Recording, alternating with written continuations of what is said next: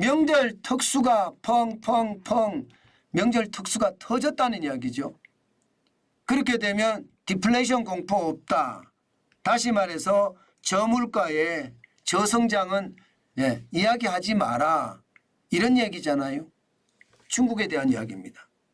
중국이 춘제 이게 2월 달에 있었습니다.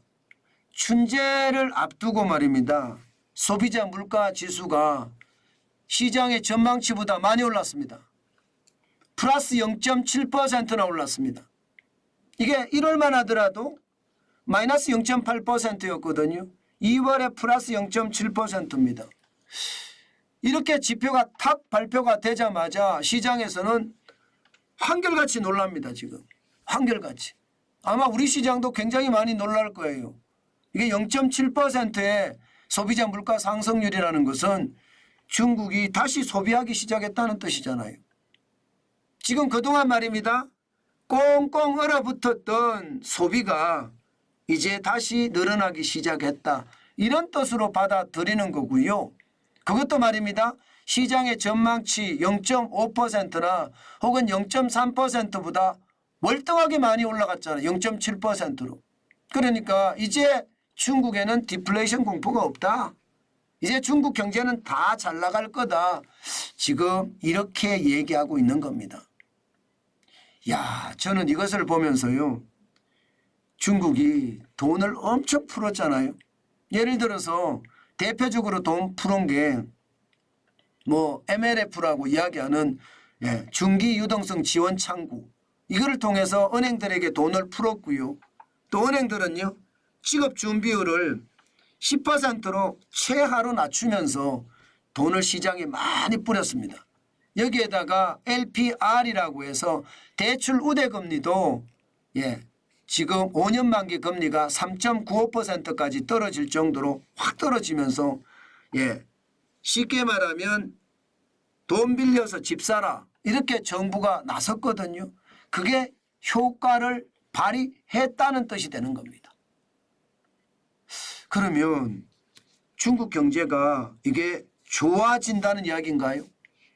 실제로 말입니다. 소비자 물가가 이렇게 좋아지면 당연히 좋아지고요.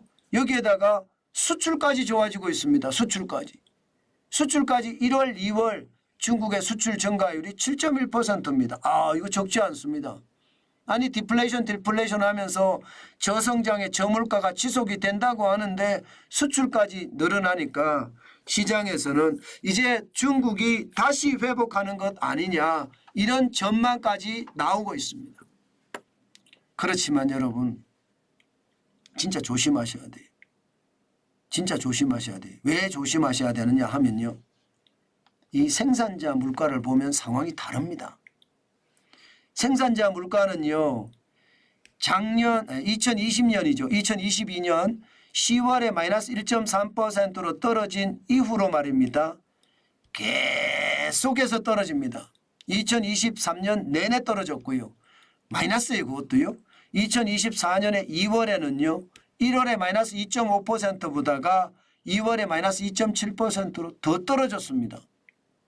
생산자 물가가 이렇게 떨어진다는 건 여러분 결국 그 다음 달에 소비자 물가에 바로 영향을 미친다는 거거든요. 그렇기 때문에 여러분 소비자 물가가 지금 중국이 너무 많이 올랐다. 기대치보다 올랐다. 이거는 착시일 수도 있다는 거예요. 착시. 설날 특수에 대한 착시. 여기 하나 더 중국 어떤 정부의 통계 조작에 대한 착시. 통계 조작도 충분히 있을 수 있다고 보거든요. 그에 대한 착시.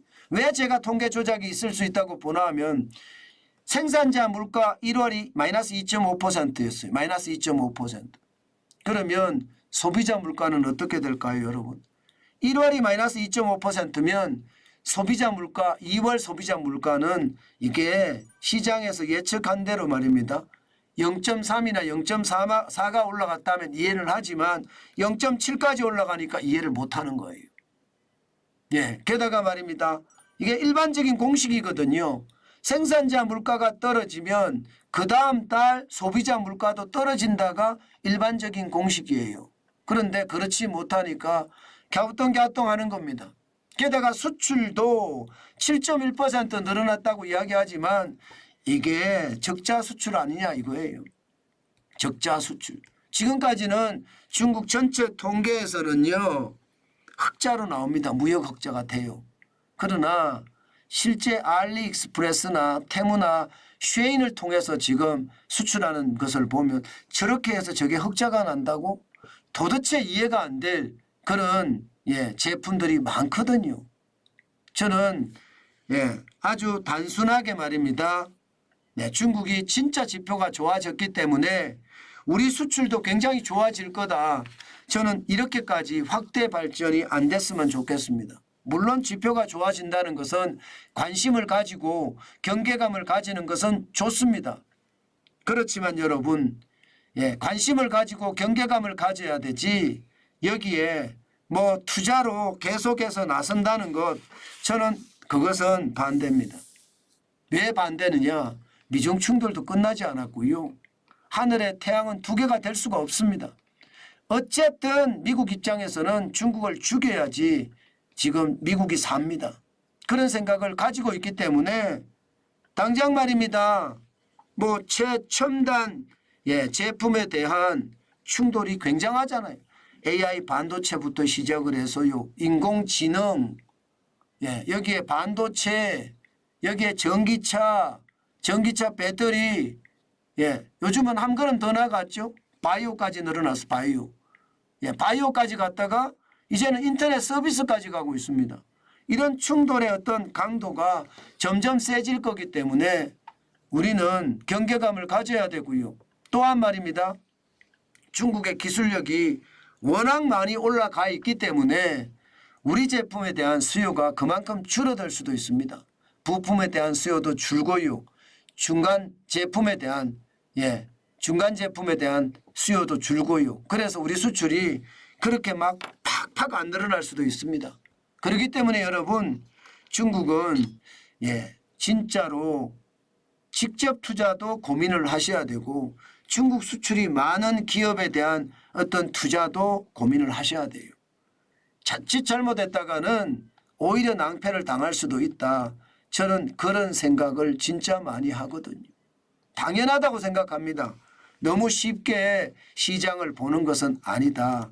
그 말씀 제가 강조합니다. 진짜 크게 강조합니다.